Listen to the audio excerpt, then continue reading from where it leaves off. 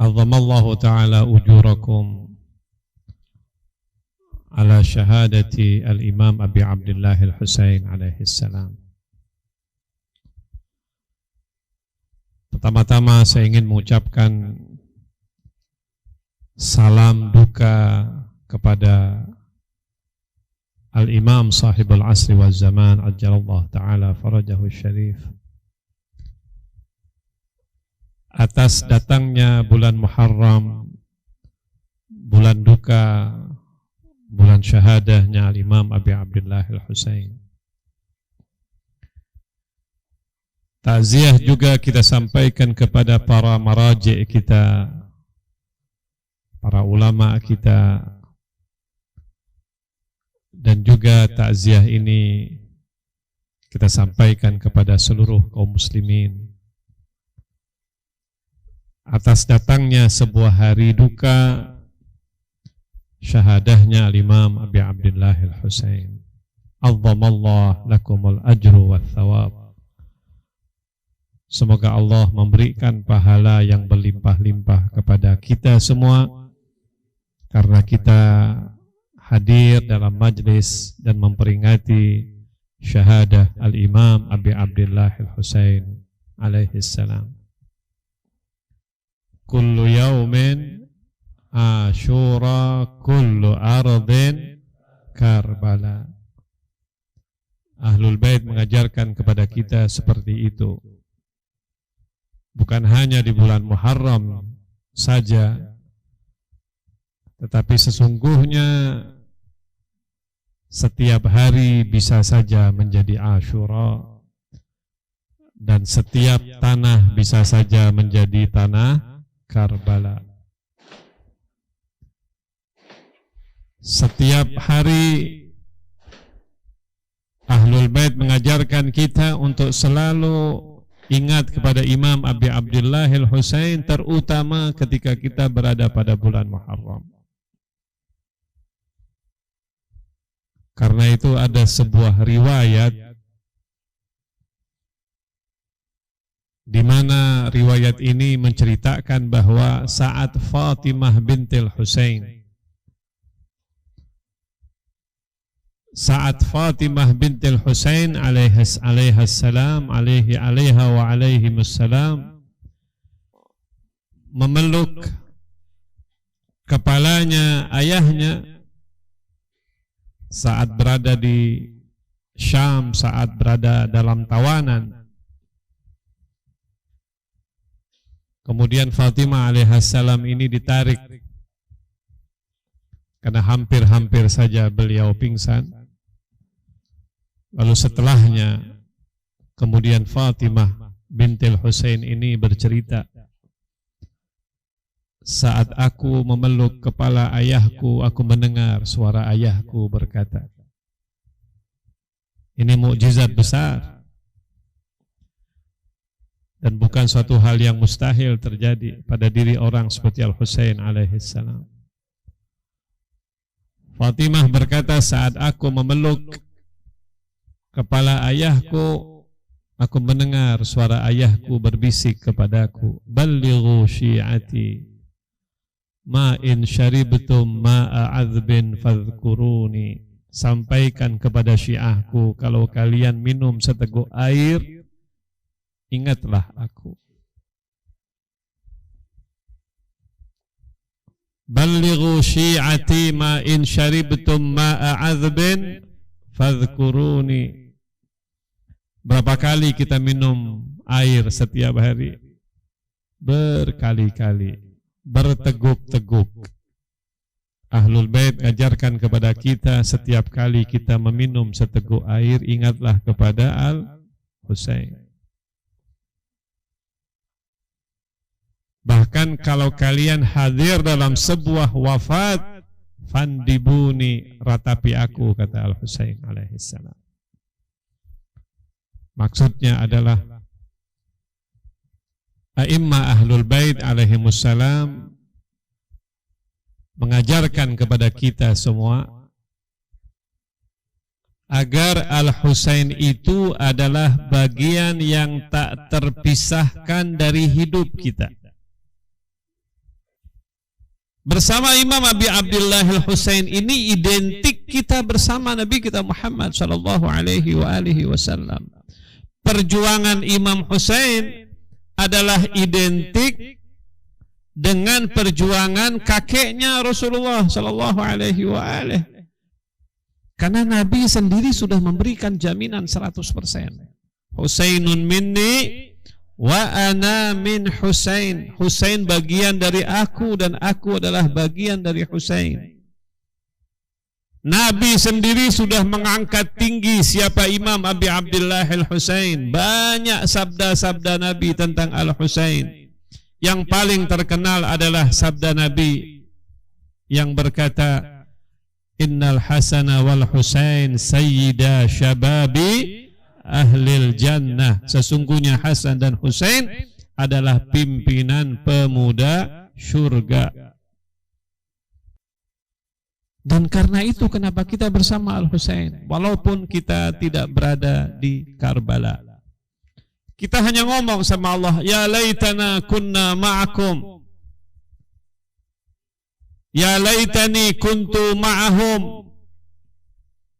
Kita sampaikan kepada Allah subhanahu wa ta'ala harapan kita bisa bersama Al-Husain. Tapi ya waktu sudah terlalu jauh memisahkan kita dengan zamannya Al-Husain alaihi salam. Imam Husain syahid tahun 61 Hijriah. Hari ini kita berada pada tahun 1445 Hijriah. Hampir 1400 tahun kita dipisahkan waktu kita dengan Al-Husain. Tetapi hati kita bersama Imam Abi Abdullah Al-Husain. Itu yang kita katakan dan yang kita ulang-ulang. Inni silmun liman salamakum wa harbun liman harabakum. Ya Allah, aku berdamai dengan orang yang berdamai dengan Husain, dan aku berperang dengan orang yang perang dengan Husain. Aku berwilayah dengan orang yang berwilayah kepada Husain, dan aku bermusuh dengan orang yang bermusuhan kepada Husain. Artinya Imam Husain alaihi salam menjadi sebuah standar dan kriteria. Nabi bersabda, inni tarikun fikum tsaqalain, kitab Allah wa itrati ahla baiti. Kutinggalkan kepada kalian dua pusaka yang besar. Pertama kitab Allah, dan yang kedua adalah ahlul bait Nabi. Kitab Allah menjadi sebuah standar dan kriteria. Ahlul bait Nabi juga menjadi standar dan kriteria. Gak perlu ragu-ragu ketika melihat ahlul bait Nabi. Sebagaimana kita tidak boleh ragu tentang kebenaran Al-Quran, kita tidak boleh sedikit pun ragu tentang kebenaran Ahlul Bait Nabi. Apalagi Nabi SAW banyak sekali itu menyebutkan tentang Ahlul Bait ini. Mathalu ahlu baiti fikum kamathali safinati Nuh, man rakibaha naja wa man takhallafa anha ghariqa wa hawa. Perumpamaan ahlul baitku bagaikan bahtera Nabi Nuh, yang naik akan selamat dan yang sengaja meninggalkan akan tenggelam. Itu tidak mungkin Nabi bersabda seperti itu kalau ahlul bait bukan merupakan sebuah standar kebenaran. Sekarang kita bertanya, Al-Imam Al-Husain alaihi salam kenapa sampai harus berjuang di Karbala dan syahid di Karbala? Kenapa? Kenapa Imam Husain alaihi salam harus mengangkat senjata berperang di Karbala sampai syahid? Kenapa itu? Pertanyaan itu harus kita jawab. Karena orang seperti Imam Husain alaihi salam itu tidak melakukan sesuatu yang sia-sia. Sebagian orang menyalahkan Imam Husain. Kenapa? Karena Karena katanya Imam Husain tahu berhadapan dengan hampir 20 sampai 30 ribu pasukan. Sementara jumlah pasukan Imam Husain 72 orang. Dengan keluarga semua lebih kurang 100 orang. Berhadapan dengan 20 sampai 30 ribu, begitu kata riwayat. Pastilah orang yang sebanyak itu pasti akan membantai Al-Husain. Kenapa Husain berani melawan? Kenapa Husain tidak menyerah saja demi menyelamatkan dirinya, katanya? Itu adalah pandangan politik. Kalau orang melihat Imam Husain itu adalah manusia yang mencari kekuasaan, memang seharusnya Imam Husain mundur untuk kemudian maju lagi. Ngalah untuk menang. Itu adalah cara pandang politik. Tapi Al-Husain tidak melakukan hal seperti itu. Kenapa? Karena masalahnya bukan masalah kekuasaan. Ada satu misi besar yang sedang diperjuangkan oleh Al-Imam Abi Abdillah Al-Husain alaihissalam. Ada sesuatu yang besar yang sedang diperjuangkan oleh Al-Imam Abi Abdillah Al-Husain. Tujuan Imam Husain adalah memperbaiki ini kerusakan yang ada dalam diri umat Muhammad. Ini umat datuknya ini. Islam ini adalah agama yang dibawa oleh datuknya. Ajaran suci Nabi Muhammad ini harus dikembalikan sesuci yang dibawa oleh Muhammad sallallahu alaihi wa alihi wasallam. Nabi Muhammad wafat tahun 11 Hijriah, Imam Husain syahid tahun 61 Hijriah, berarti 50 tahun. Dari Nabi Muhammad wafat sampai Imam Husain wafat berapa tahun? 50 tahun. Sebetulnya sangat baru itu. Islam masih sangat segar bugar, masih remaja nih Islam. Belum lama ditinggal oleh Rasulullah sallallahu alaihi wasallam. Tetapi apa yang terjadi pada umat sudah begitu rusaknya. Agama Nabi yang demikian suci tiba-tiba tidak lagi seperti saat Nabi sampaikan. Sudah rusak ini agama. Siapa yang merusaknya? Penguasa yang zalim ini. Yang merusak umat. Karena itu Imam Husain berkata sebelum beliau keluar dari kota Madinah, ini wasiat Imam Husain kepada adiknya. Siapa namanya? Muhammad ibnul Hanafiyah. Wasiat ini Imam Husain berikan kepada adiknya dan didengarkan kepada banyak orang. Kenapa Imam Husain pergi Karbala dan mau syahid sedemikian mengenaskan? Beliau bilang, ini adalah apa yang diwasiatkan Husain bin Ali kepada saudaranya Muhammad ibnul Hanafiyah. Sungguh Husain bersaksi tidak ada Tuhan kecuali Allah. Maha Esa, tidak ada sekutu baginya. Dan sungguh Muhammad adalah hamba Allah dan Rasul Allah. Ja'a bil haqqi min indihi. Muhammad datang membawa kebenaran dari sisi Allah. Wa annal jannata haqq. Imam Husain alaihi salam berkata, dia bersaksi bahwa sesungguhnya surga itu adalah hak. Maksudnya surga itu adalah benar adanya. Wa anna sa'ata atiyatun la raiba fiha. Sesungguhnya hari kiamat itu pasti akan datang, tidak ada sedikit pun keraguan di dalamnya. Wa anna Allah yab'atsu man fil qubur. Dan Allah akan membangkitkan orang-orang yang ada di dalam kuburan.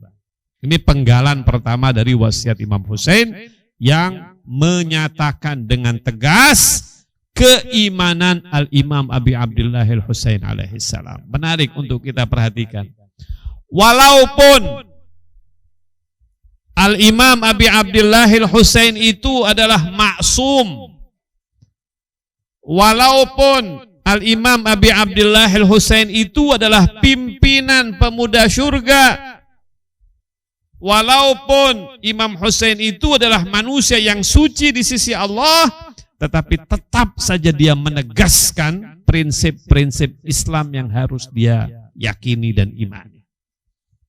Bersaksi tidak ada Tuhan melainkan Allah, Muhammad adalah Rasulullah, bersaksi bahwa ada surga, bersaksi ada neraka, bersaksi bahwa nanti akan ada hari kebangkitan dan seterusnya. Lalu kemudian Imam Husain berkata, sungguh aku tidak keluar dari Madinah menuju Karbala ini, aku tidak keluar karena aku ingin membuat kerusakan, ingin membuat perpecahan, ingin membuat keresahan di tengah-tengah umat. Aku tidak punya tujuan itu. Artinya aku tidak punya tujuan politik ini. Aku bukan ingin memecah persatuan kaum muslimin. Aku tidak ingin melakukan keonaran dan tidak akan melakukan kezaliman hak orang aku mau ambil, aku tidak lakukan itu, kata Husain. Lalu untuk apa engkau keluar? Kata-kata pertama ini untuk menjawab tuduhan sebagian orang bahwa Husain ingin membuat keresahan, bahwa Husain ingin melawan dan memecah belah umat ini. Imam Husain bilang, bukan itu tujuan aku. Apa tujuan Imam Husain? Wa innama kharajtu li talabil islah fi ummati jaddi. Aku keluar karena aku ingin melakukan islah, memperbaiki umat datukku Muhammad sallallahu alaihi wasallam. Nah ini, sekarang kita bertanya, apa kerusakan yang terjadi di zaman itu sehingga Imam Husain alaihi salam harus bangkit? Subhanallah, Imam Husain harus perbaiki. Nah, saya ingin sebutkan beberapa kerusakan yang sangat fatal. Kerusakan yang sangat fatal yang Imam Husain alaihi salam melihat, apabila kerusakan ini tidak diperbaiki, umat ini akan berada, yang berikutnya akan berada dalam kesesatan dan kegelapan yang luar biasa. Bisa-bisa Islam ini tumbang.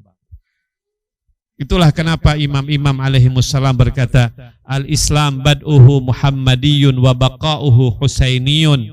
Islam itu diawali oleh Muhammad sallallahu alaihi wasallam, tetapi yang menjaga Islam tetap murni seperti Islamnya Muhammad adalah perjuangan Imam Husain alaihi salam. Al-Islam bad'uhu Muhammadiyun wa baqa'uhu Husainiyun. Islam dimulai daripada Muhammad sallallahu alaihi wasallam, tetapi yang melestarikan Islam ini sampai kepada kita, Islamnya Muhammad, itu adalah perjuangan Imam Husain. Kalau tidak karena perjuangan Imam Husain, mungkin yang sampai kepada kita Islamnya Yazid dan Muawiyah. Kerusakan yang dilakukan oleh Muawiyah dan Yazid dan bahkan oleh khalifah dari Bani Umayyah sebelumnya, itu luar biasa. Kerusakan pertama, saya menyebutnya kerusakan sosial politik. Kerusakan sosial politik yang paling besar yang dilakukan di saat itu adalah merubah daripada imamah dan khilafah ke al-muluk, ke kerajaan. Bahwa setelah Muawiyah yang harus berkuasa adalah Yazid, anaknya. Sistem yang dibangun bukan lagi sistem khilafah, tetapi sistem al-muluk namanya, sistem monarki. Seperti raja yang memilih siapa yang menjadi raja setelahnya. Karena itu Abul A'la al-Maududi, salah seorang ulama yang sangat terkenal dari Pakistan, menulis sebuah buku judulnya Al-Khilafah wal Muluk. Bagaimana sebuah khilafah kemudian berubah menjadi sebuah kerajaan. Nah, ini pengrusakan sistem sosial politik yang paling merusak umat. Dan sampai sekarang dampaknya masih dirasakan. Ketika seorang khalifah menjadi raja, maka dia sepertinya memiliki segala kekuasaan untuk melakukan apa saja. Korupsi besar-besaran, pembunuhan besar-besaran, penguasaan hak orang tidak ada batas. Itu yang terjadi pada zaman Bani Umayyah itu. Dan Imam Hussein tidak bisa membiarkan itu terjadi.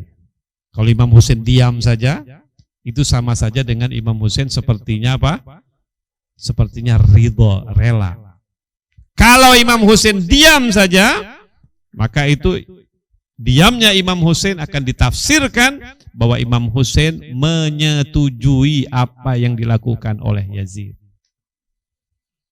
Karena itu Imam Ali bin Abi Thalib mengatakan, as-sakitu anil haqq asyaitanul akhras. Orang yang diam karena hak yang diinjak-injak, itu sama saja seperti setan yang bisu. Karena itu Imam Hussein harus bangkit. Itu satu pengrusakan itu baru. Belum lagi sosial ekonominya, belum lagi sosial budayanya, luar biasa pengrusakan itu.